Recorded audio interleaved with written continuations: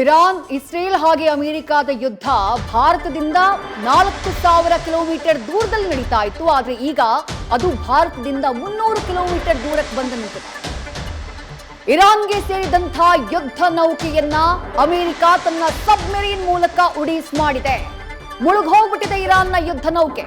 ಶ್ರೀಲಂಕಾದ ದಕ್ಷಿಣ ಕರಾವಳಿಯಲ್ಲಿ ಅಮೆರಿಕದ ದಾಳಿಗೆ ಆ ಯುದ್ಧ ನೌಕೆಯಲ್ಲಿದ್ದ 80 ಮಂದಿ ಸಾವನ್ನಪ್ಪಿದ್ದಾರೆ. ಇರಾನ್ನ ಹಡಗಿನಲ್ಲಿದ್ದಂತಹ 80 ಮಂದಿ ಸಾವನ್ನಪ್ಪಿದ್ದಾರೆ. 79 ಜನರ ರಕ್ಷಣೆಯಾಗಿದೆ. ನಾಪತ್ತೆಯಾದಂತಹ ಸಿಬ್ಬಂದಿಗಾಗಿ ಸದ್ಯ ಶ್ರೀಲಂಕಾ ನೌಕಾಪಡೆ ಶೋಧ ಕಾರ್ಯವನ್ನ ನಡೆಸಿದೆ. ದಾಳಿ ಮಾಡಿದ್ ನಾವೇ ಅಂತ ಹೇಳಿ ಅಮೆರಿಕಾದ ರಕ್ಷಣಾ ಸಚಿವರು ಹೇಳಿಕೊಂಡಿದ್ದಾರೆ. ಆ ದೃಶ್ಯವನ್ನ ಗಮನಿಸ್ತಾ ಇದ್ದೀರಿ ನೋಡಿ. ಇದು ಫ್ರಿಗೇಟ್ ಐರಿಸ್ ಡೇನಾ, ಇರಾನ್ನ ಡೆಸ್ಟ್ರಾಯರ್ ಅಂದ್ರೆ ಇರಾನ್ನ ವಾರ್ಶಿಪ್. ಇದು ಹೇಗೆ ವರ್ಕ್ ಮಾಡುತ್ತೆ ಅಂತಂದ್ರೆ ಇದು ಒಂದು ರೀತಿ ಸಮುದ್ರದಲ್ಲಿ ಮಿಸೈಲ್ ಲಾಂಚರ್ಗಳ ರೀತಿ. ಆಗಸಕ್ಕೆ ಮಿಸೈಲ್ಗಳನ್ನ ಉಡೀಸ್ ಮಾಡಿ ವೈರಿಯ ವಿಮಾನಗಳನ್ನ ಹೊಡೆದುರುಳಿಸುವಂತಹ ಕೆಲಸ ಅಥವಾ ವೈರಿಯ ಹಡಗುಗಳನ್ನ ಹೊಡೆದುರುಳಿಸುವಂತಹ ಕೆಲಸವನ್ನ ಇದು ಸಮುದ್ರದಲ್ಲಿ ಮಾಡ್ತಾ ಇತ್ತು. ಇದು ಭಾರತದ ಸಮೀಪ ಹಿಂದೂ ಮಹಾಸಾಗರದಲ್ಲಿ ಇಂಟರ್ನ್ಯಾಷನಲ್ ವಾಟರ್ನಲ್ಲಿ ಯಾಕೆ ಬಂತು ಅಂತ ಕೇಳಿದ್ರೆ, ಫೆಬ್ರವರಿ 16ನೇ ತಾರೀಕು ಇದು ವಿಶಾಖಪಟ್ಟಣಂನ ಬಳಿ ಇತ್ತು. ವಿಶಾಖಪಟ್ಟಣಂನ ಬಳಿ ಇಂಟರ್ನ್ಯಾಷನಲ್ ವಾಟರ್ನಲ್ಲಿ ಇಂಟರ್ನ್ಯಾಷನಲ್ ಪೀಸ್ ಕೀಪಿಂಗ್ ಪ್ರಾಕ್ಟೀಸ್ ನಡೆದಿತ್ತು. ಬೇರೆ ಬೇರೆ ದೇಶಗಳ ಯುದ್ಧ ಹಡಗುಗಳು, ಯುದ್ಧ ನೌಕೆಗಳು ಅದರಲ್ಲಿ ಭಾಗಿಯಾಗಿದ್ವು. ಇದು ಕೂಡ ಭಾಗಿಯಾಗಿತ್ತು. ಅಲ್ಲಿಂದ ಇದು ವಾಪಸ್ ಇರಾನ್ನತ್ತ ತೆರಳುತ್ತಾ ಇತ್ತು.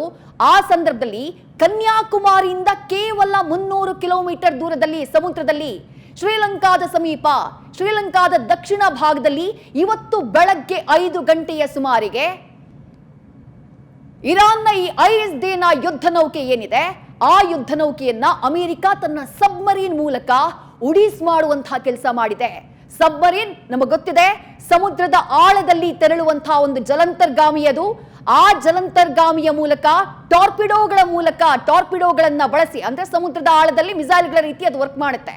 ಆ ಟಾರ್ಪಿಡೋನ ಬಳಸಿ ಈ ಯುದ್ಧ ನೌಕೆಯನ್ನ ಡೆಸ್ಟ್ರಾಯ್ ಮಾಡುವಂತಹ ಕೆಲಸನ ಅಮೆರಿಕ ಮಾಡಿದೆ. ಆದ್ರೆ ಇದು ಭಾರತ ಯೋಚನೆ ಮಾಡಬೇಕಾದಂತಹ ಸಂದರ್ಭ. 4000 ಕಿಲೋಮೀಟರ್ ದೂರದಲ್ಲಿ ನಡೀತಾ ಇದ್ದಂತಹ ಯುದ್ಧ, ಭಾರತದ ಪ್ರಭಾವ ಇರುವಂತಹ ಹಿಂದೂ ಮಹಾಸಾಗರದ ಇಂಟರ್ನ್ಯಾಷನಲ್ ವಾಟರ್, ನಮ್ಮ ಪ್ರಭಾವ ಇರುವಂತಹ ಜಾಗ, ಆ ಜಾಗದಲ್ಲಿ ಅಮೆರಿಕ ಇರಾನ್ನ ಯುದ್ಧ ನೌಕೆಯನ್ನ ಹೊಡೆದುರುಳಿಸಿರೋದು ಸದ್ಯಕ್ಕೆ ಆಲೋಚನೆ ಮಾಡಬೇಕಾದಂತಹ, ಭಾರತ ಯೋಚಿಸಬೇಕಾದಂತಹ ಸಿಚುವೇಶನ್ಗೆ ಈ ಯುದ್ಧದ ಸನ್ನಿವೇಶವನ್ನ ತಂದಿಟ್ಟಿದೆ. ನ್ಯೂಸ್ ಫಸ್ಟ್, ನಿರ್ಭೀತಿಯಿಂದ ನಿಮ್ಮ ಪರವಾಗಿ.